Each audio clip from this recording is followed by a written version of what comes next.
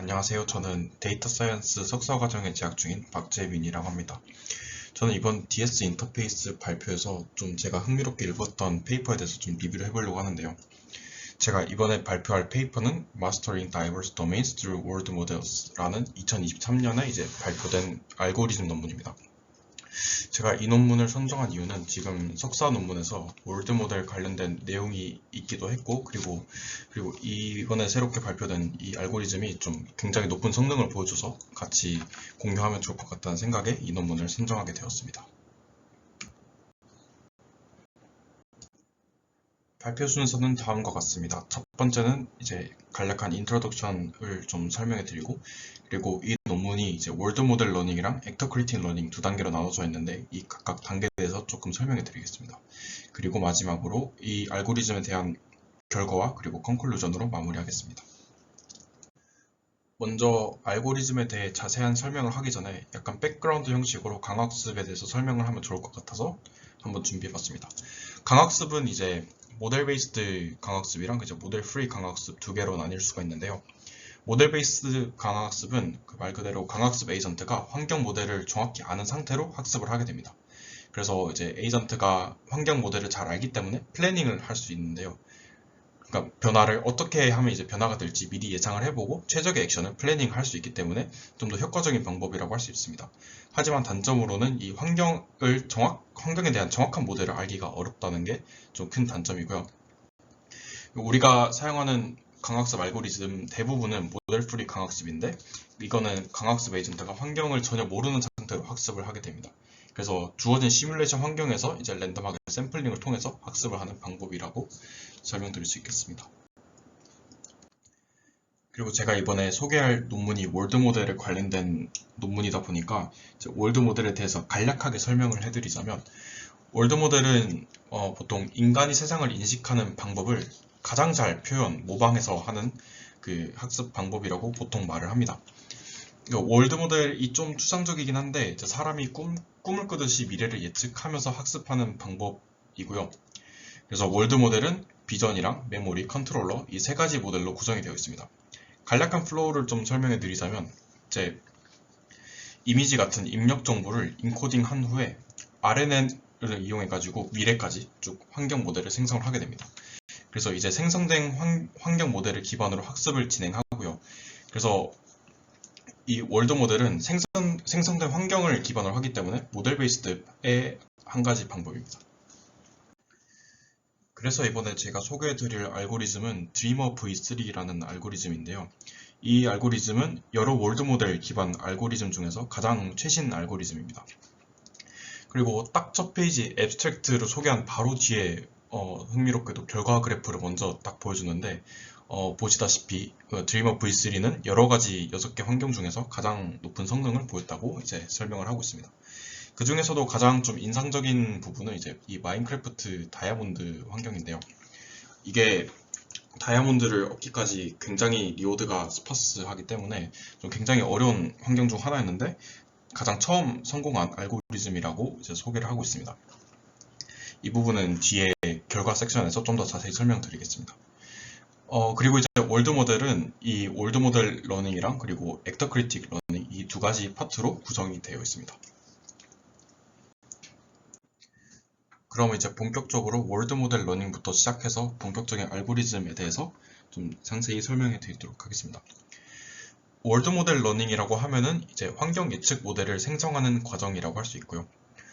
좀 추상적이긴 한데 이게 예를 들어서 좀 설명을 드리자면 예를 들어서 우리가 운전을 한다고 생각을 했을 때 이제 운전을 잘하는 사람들은 우리가 예를 들어서 핸들을 오른쪽으로 꺾으면은 그 자동차가 어떤 식으로 어떤 방향으로 나아갈지 상상을 할 수 있잖아요.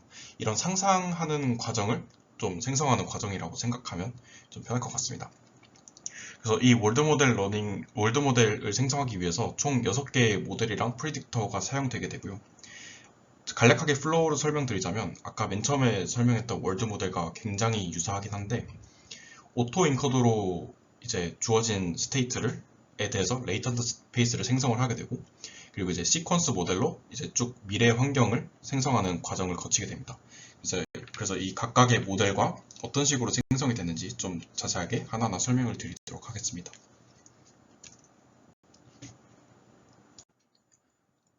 첫 번째로 먼저 이제 인코더와 디코더에 대해서 설명을 드릴 건데요. 이건 사실 저희가 생각하는 그 인코더와 디코더와 거의 유사하다고 보셔도 상관이 없습니다. 근데 조금 특이한 점은 여기 인코더와 디코더에는 그 시퀀스 모델이라고 하는 H라는 게 들어가게 되는데, 이거는 바로 다음 장에 좀 더 자세하게 설명을 드리도록 하겠습니다.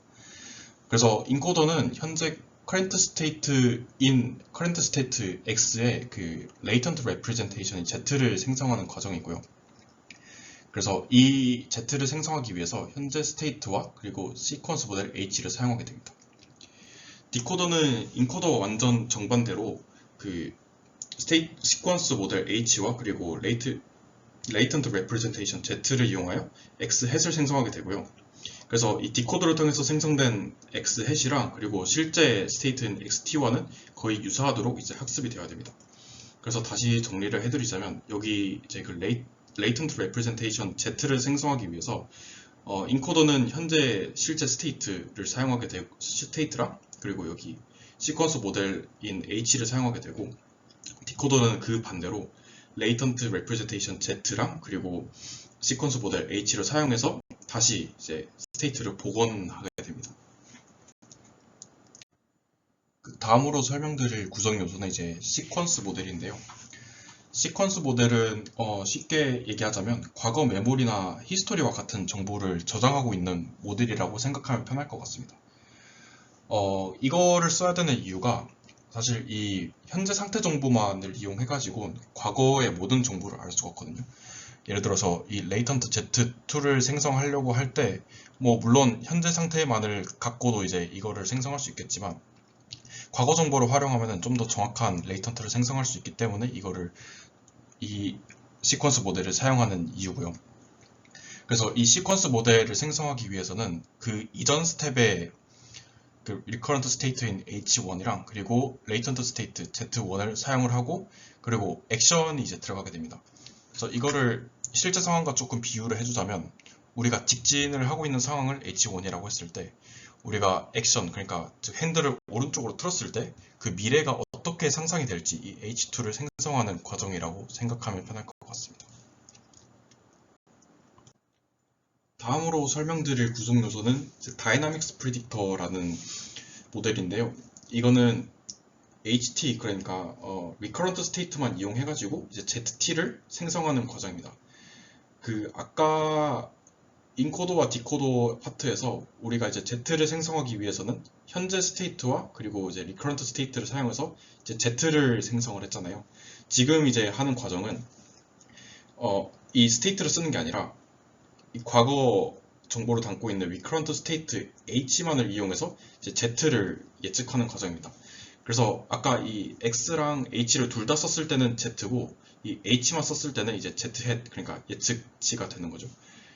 를 생성하게 되는 건데, 이게 왜 필요하냐면, 여기서 이제 월드 모델 러닝에 관련된 거기 때문에 이 x에 관한 정보들이 쭉 다 나와 있지만, 사실 우리가 실제 월드 모델을 이용해가지고 강학습을 학습하기 위해서는 이런 과정을 거치게 됩니다.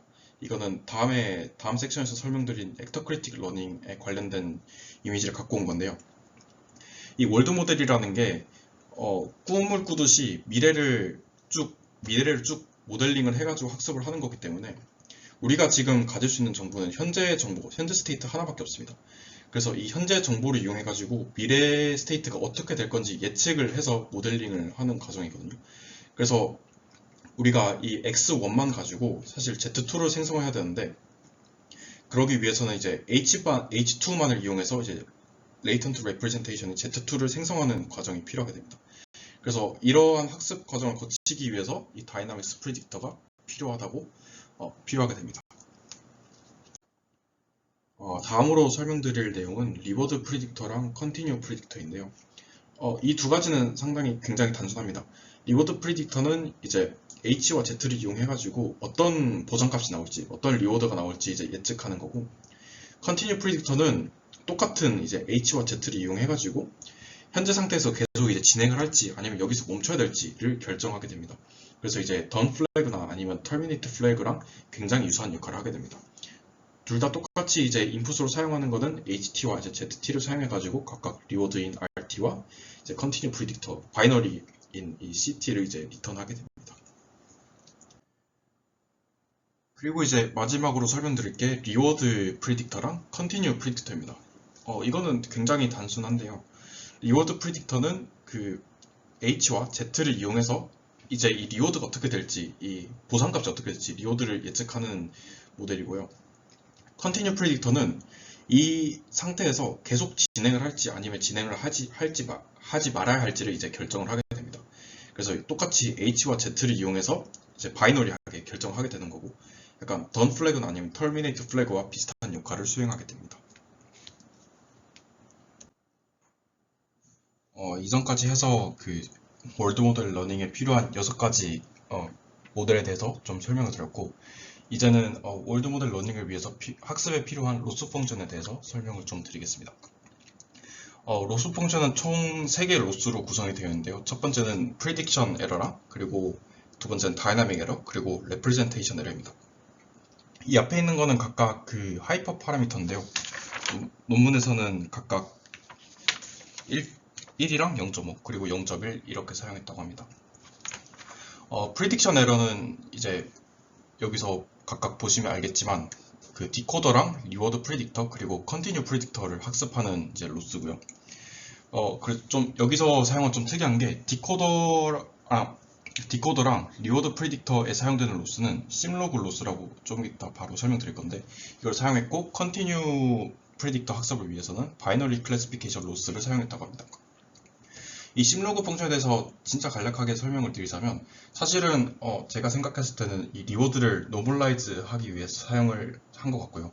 그래서 이 심로그는 이런 식으로 표현이 되는데, 사실은 다른 노멀라이즈 기법을 사용해도 상관이 없을 것 같다는 생각은 좀 들긴 했습니다. 그래서 프리딕션 에러는 각각 디코더랑 그 리워드 프리딕터 그리고 컨티뉴 프리딕터를 학습하기 위해서 사용되는 이 3가지의 로스라고 생각하시면 되겠습니다. 그리고 그 다음은 이제 다이나믹 에러인데요. 그 다이나믹 모델, 그러니까 이 리커런트 스테이트인 H를 이용해 가지고 이 레이턴트 스테이트인 Z를 생성하는 이 모델을 학습하기 위한 과정입니다.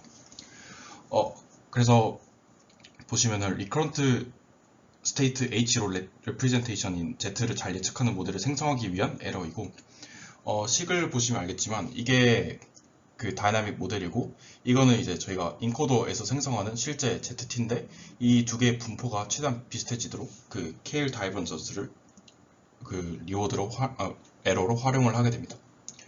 그리고 그 다음에 이제 쓰는 게 representation error인데요.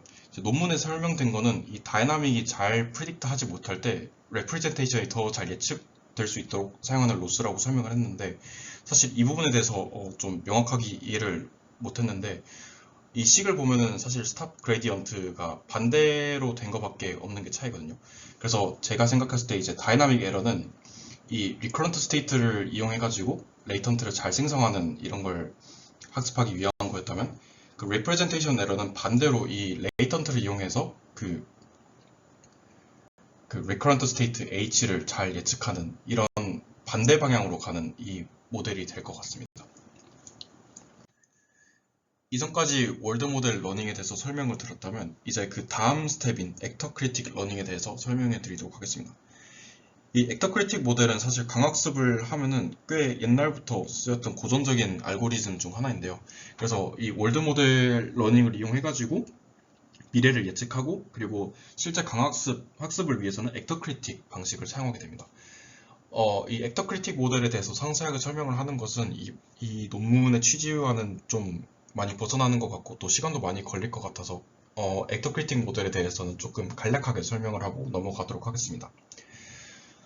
그래서 액터 크리틱 모델은 이제 액터 모델이랑 크리틱 모델 이 두 가지로 나뉠 수가 있는데요.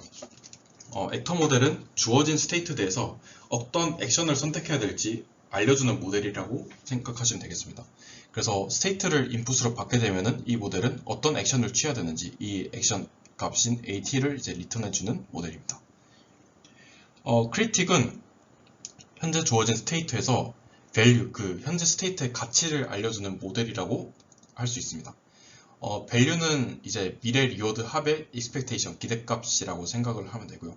그래서 이 리워드는 이 현재 시점부터 쭉 쭉 무한히 나와가지고 이제 값만 이제 디스카운트 레이트입니다. 현재 리워드가 저 먼 미래 리워드보다 좀 더 높은 가치를 지니니까 먼 미래 가치에 대해서는 이제 감마 디스카운트를 통해 가지고 점차 줄여주는 걸 통해서 이 리워드는 총 모든 리워드의 합을 이제 익스펙테이션을 한 게 현재 스테이트의 밸류 가치가 되겠습니다.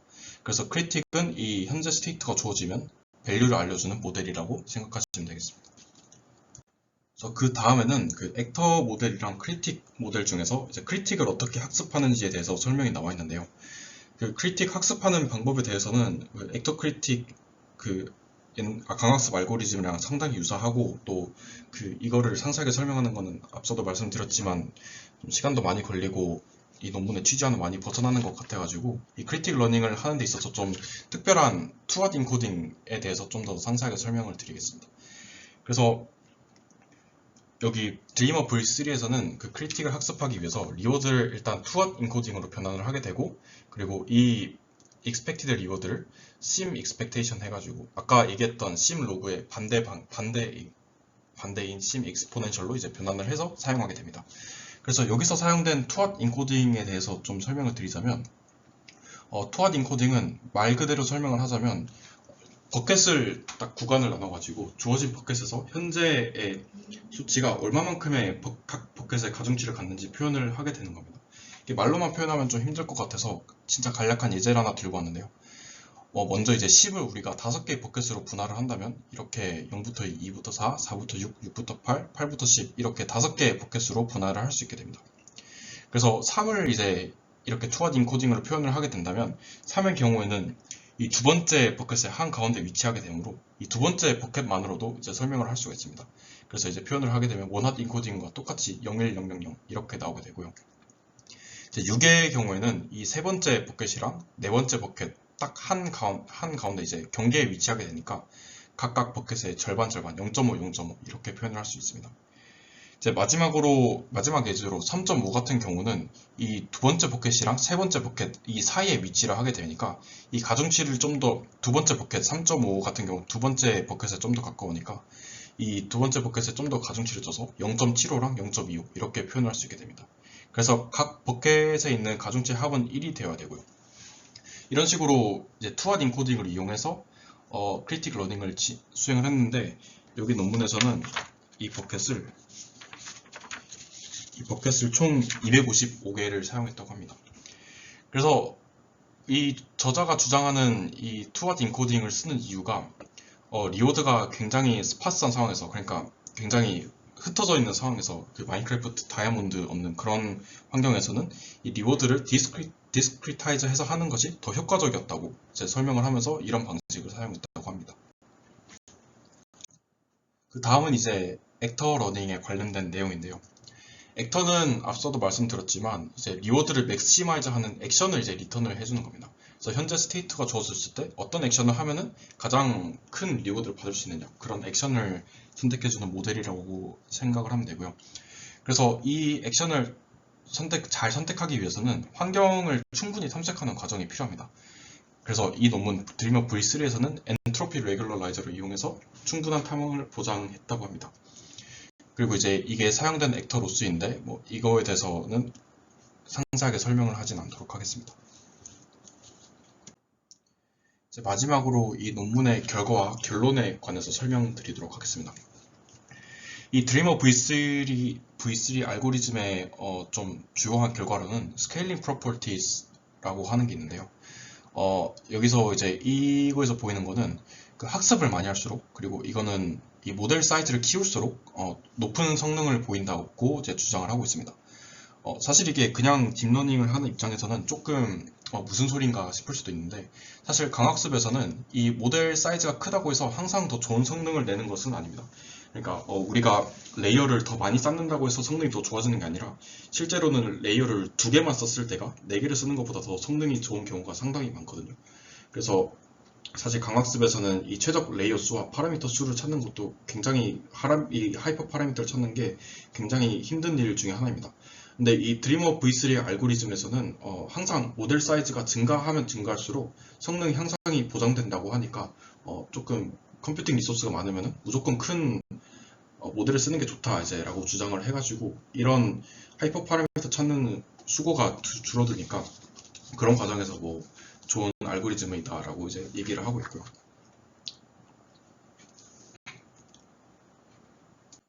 그리고 이거는 아까 맨 처음 인트로 때도 이제 보여드렸던 그림인데 다양한 이 6개의 환경에 대해서 가장 높은 성능을 이제 드리머 V3가 보여줬다 라고 해서 좀 소타 알고리즘이다 라고 얘기를 하고 있고, 그리고 특히 마인크래프트에서 다이아몬드를 획득하는 이 환경에서 굉장히 어려운, 이 다이아몬드를 획득하기가 굉장히 어려운 환경인데 처음으로 이 다이아몬드를 획득한 알고리즘이라고 얘기를 하고 있습니다. 왜냐하면 이 다이아몬드를 얻기 위해서는 이 앞에 10가지가 넘는 이 단계들을 거쳐가지고 최종적으로 다이아몬드를 얻어야 되기 때문에 굉장히 보상이 희박한 환경이기 때문에 일반적인 감각습 알고리즘으로는 잘 풀지를 못했었고요. 그리고 이제 한계점으로 주장을 하는 내용은 이 드리머 V3도 학습을 시도할 때마다 항상 다이아몬드를 얻는 것은 아니라 여러 번 시도했을 때 가끔씩 이제 다이아몬드를 획득을 한다고 합니다. 그래서 우리 같은 현실 세계에서는 사실 더 어렵고 더 스파스한 환경들이 많은데 이러한 환경에서는 아직 좀 사용을 할 수가 없다라는 한계점을 갖고 있고, 그래서 알고리즘을 좀 더 이제 더 좋은 알고리즘 만들 수 있도록 노력하고 있다고 합니다. 이상 발표 마치도록 하겠습니다. 감사합니다.